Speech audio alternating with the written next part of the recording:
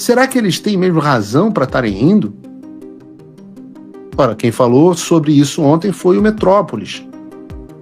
Trump estuda pacotão de sanções sobre as autoridades brasileiras. Outro assunto, depois do jantar do establishment, foi justamente o Eduardo Bolsonaro ter sido o tema central desse jantar. E, aliás, o Eduardo não foi só, como eu disse aqui no programa, o assunto central nesse jantar, mas também em todas as redes sociais e na mídia internacional. Não importa quanto o PT tente pintar isso como covardia, etc. Todo o mundo inteiro viu com enorme gravidade o que aconteceu. O deputado federal mais votado da história do Brasil, filho do ex-presidente, que lidera as pesquisas para as eleições de 2026, tendo que se exilar nos Estados Unidos. Eu vi um dado no Jornal o Globo, e não me culpem por ter visto alguma coisa no Jornal o Globo, de que nas primeiras 24 horas depois do anúncio do Eduardo, depois que ele havia, nas primeiras 24 horas, 171 reportagens em inglês foram escritas, das quais 118 foram em veículos americanos. Então não tenho dúvida, esse caso do Eduardo foi algo que foi muito visto no exterior. Enquanto isso, no Brasil, no jantar do establishment, o Igor Gadelha diz que o Eduardo foi alvo de chacota no jantar do Alexandre. Será que foi chacota mesmo? Ou será que foi desdém? Bom, em primeiro lugar, a gente pode fazer algumas conexões aqui. Primeiro, que como dizia, né, diz a notícia, Eduardo vira alvo de chacota em jantar na casa de Moraes. KKK, bananinha. Como a gente pode... O Olavo de Carvalho já tinha dito, e eu disse inúmeras vezes no ar na Jovem Pan, risinho é argumento de puta. Isso é a primeira coisa. E segundo, quem ri por último ri melhor. Eu digo isso, tenho dito isso o tempo inteiro. Lembra de quando eles fizeram piada, kkk, quando o Trump ganhou as eleições? Quem vai ser o primeiro a perder o visto americano? Hahaha, nunca vai acontecer. Hoje todo mundo sabe que a perda do visto deles é uma realidade. E todo mundo sabe também que eles estão muito incomodados com isso. A gente tem que deixar a foto do Alexandre com a orelhinha do Mickey já no arquivo para todos os programas. Não precisa botar hoje não, mas tem que deixar. Eu digo isso que eu sei por que eles estão incomodados, porque eu recebo informações de fontes próximas aos ministros. Então não é achismo. Não só aos ministros, mas a outras pessoas importantes que a gente vai falar aqui. Então eu digo, no Eduardo não vai ser diferente. Quem ri por último ri melhor. Aliás, o próprio Eduardo já se posicionou sobre isso de forma muito parecida. Ele disse assim, mais uma vez, o famoso sorrisinho tão falado pelo professor, o próprio Olavo. Ele está dizendo, risinho é argumento de puta. Antes das minhas viagens era um motivo de piada, depois virou crime contra a pátria, e agora piada novamente. Esses recadinhos não me parecem tão despreocupados assim, soa mais como uma simulação de tranquilidade. Vamos ver quem ri por último. E é engraçado, porque tem gente que acha que eu pautei o Eduardo, eu escrevi tal coisa para o Eduardo, mas eu digo para vocês, a verdade é que há só um alinhamento de ideias mesmo, porque eu inclusive fui ver essa declaração dele depois de ter escrito essa parte do programa de hoje já. Então, coincidentemente, ele escreveu basicamente a mesma coisa, e eu nem falei com o Eduardo hoje. E, na linha do que a gente está dizendo, o que ele escreveu, eu tenho uma pergunta. Será que eles têm mesmo razão para estarem rindo? Ora, quem falou sobre isso ontem foi o Metrópolis.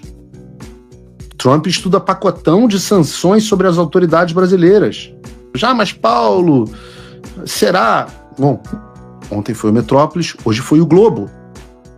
Depois de Alexandre de Moraes, os próximos alvos da ofensiva bolsonarista nos Estados Unidos.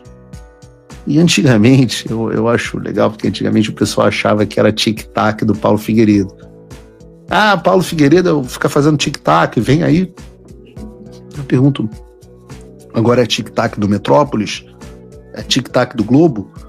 A velha mídia está a serviço de Paulo Figueiredo e seu tic-tac?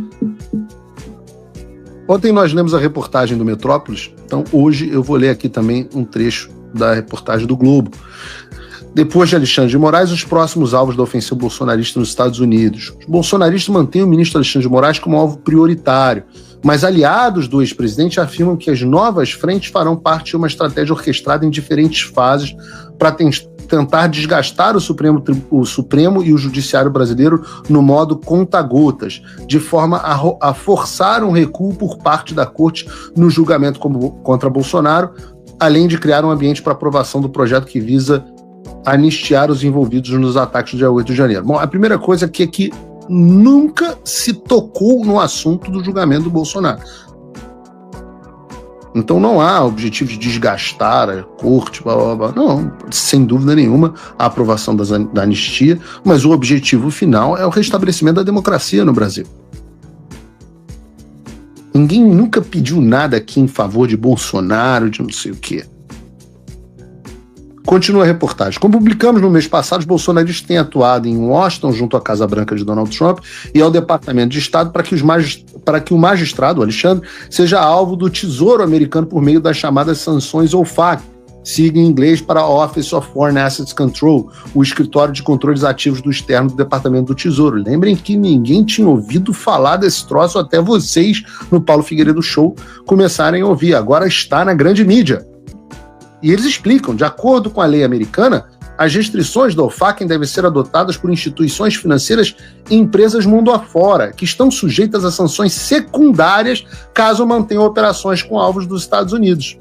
Isso significa que mesmo que o alvo não tenha bem nos Estados Unidos, os alvos ainda podem ser afetados caso o pedido seja acatado pelo governo americano. Olha aí, rapaz, boa informação no Jornal Globo.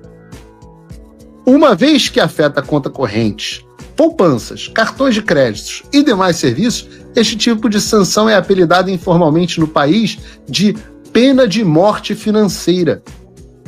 Desde fevereiro, aliados de Bolsonaro têm trabalhado junto a congressistas do Partido Republicano para a elaboração de uma carta a ser entregue a Trump e ao secretário de Estado Marco Rubio, defendendo a inclusão de Moraes na lista da OFAC. Verdade, e vamos tratar mais sobre isso daqui a pouco. A equipe do Globo apurou que diferentes minutas têm sido estudadas pelo grupo. Verdade. O texto final deve prever um prazo de 60 a 120 dias para que, caso sejam adotadas punições contra Moraes, Rubio e o secretário de Tesouro, Scott Bessent, apresentem a Trump uma nova lista de pessoas a serem sancionadas caso necessário. Talvez não seja Rubio e Scott Bessent, talvez seja a Mike Waltz, o National Security Advisor. Talvez seja o Rubio e National Security Advisor, não sei. É justamente nesta etapa que seriam incluídos os nomes do procurador-geral brasileiro, visto por bolsonaristas como o caso mais sólido por ser autor da denúncia da trama golpista. E de Gilmar, decano do STF, e Barroso, presidente do Supremo. Aí diz a reportagem. Entre os denunciados por Gonet está o jornalista brasileiro Paulo Figueiredo. Paulo Gonet é o apóstolo, que também é cidadão americano, e, em última instância, bolsonaristas acreditam que as relações históricas entre o Brasil e os Estados Unidos poderiam se aplicar ao mesmo contexto de Israel, isso é muito importante, nas sanções contra a Haia, assim como a proximidade de Trump com Bolsonaro, a exemplo de Netanyahu. Já explico isso melhor. Gilmar, por sua vez, é visto como o articulador mais poderoso dentro do Supremo, além de ter sido padrinho da indicação de Gonet para a PGR em 2023. Alinhado a Alexandre de Moraes e ao ministro Flávio Dino, indicado por Lula, o decano é visto por bolsonaristas como fiel da balança na coalizão da corte em torno de Moraes e na própria dinâmica interna na corte. Barroso, por outro lado, presidirá o STF até outubro de 2025, período que deve compreender boa parte dos julgamentos de Bolsonaro no tribunal. O texto a ser assinado por deputados e senadores republicanos e entregue a Trump e Marco Rubio deve ocorrer nas próximas semanas. Já a cronologia da inclusão Já a cronologia da inclusão de outros brasileiros como Gonet, Gilmar e Barroso dependerá da reação institucional às eventuais sanções contra Moraes, segundo brasileiros envolvidos na costura, explicaram a equipe do blog. Esta etapa, portanto, pode levar meses, segundo um deles. Mas o roteiro da ofensiva já está traçado, de olho na tramitação célere do plano do golpe no Supremo. As sanções ou FAQ são amparadas por uma legislação popularmente conhecida como a Lei Magnitsky, criada no governo Barack Obama de 2009 a 2017, para autorizar esse tipo de punição a autoridades estrangeiras violadoras de direitos humanos. Nos bastidores, bolsonaristas envolvidos na estratégia têm defendido que as sanções se concentrem nos alvos do judiciário e não atinjam seus familiares, ao contrário das restrições impostas por Trump a autoridades na Colômbia em janeiro. Também tem apelado para que não haja sanções comerciais contra o Brasil. Tudo absolutamente correto. Tudo absolutamente correto. Ou pelo menos substancialmente correto. Tem procedência. Obviamente, como a reportagem diz, isso não é algo pelo qual as pessoas devam ficar ansiosas. Eu já aviso que não vão ser 72 horas. Né? Todas essas coisas ainda estão sendo debatidas. Todo o processo é um processo lento. Né? Você tem discussão de minuta, a discussão da minuta depois feita pelos órgãos que produtores de política pública, eles passam pela revisão de figuras estratégicas, como o Conselheiro de Segurança Nacional, como o próprio secretário de Estado, ou não, ou o Trump decide não passar por ninguém, mas certamente passam pelo White House Counsel, que é uma espécie de advocacia da Casa Branca, que é quem verifica se as minutas estão no formato adequado, se viola alguma lei, etc, etc.